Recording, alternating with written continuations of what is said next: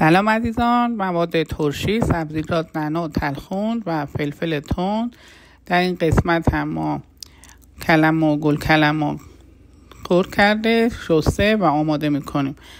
و مواد دیگری کرفس، گوجه های کوچیک سبز، حبیر و اگر هم دوست داشتین میتونین گوجه های قرمز انتخاب کنید، 1 یا 2 عدد.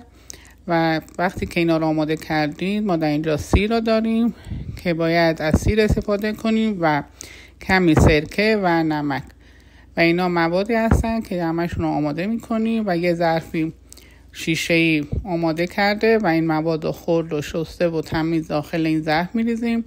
در قسمت پایین سبزیجات رو قرار میدیم، بعد مواد رو داخل این ظرف شیشه‌ایمون قرار میدیم.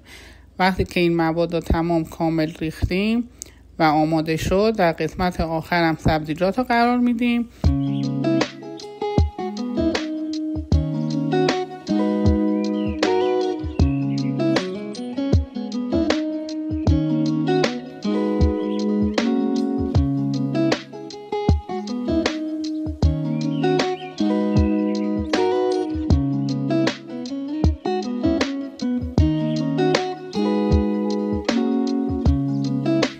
و در این قسمت ما نمک رو اضافه میکنیم به مقدار لازم و کمی سرکه و در آخر آب رو به این مواد اضافه میکنیم.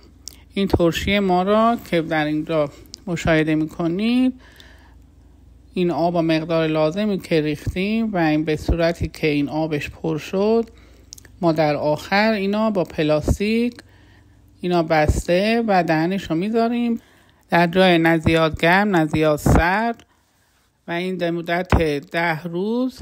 بعد از 10 روز میتونیم که این نایلون رو باز کنیم، دهنش رو باز کنیم و ترشی ما آماده میشه برای استفاده کردن.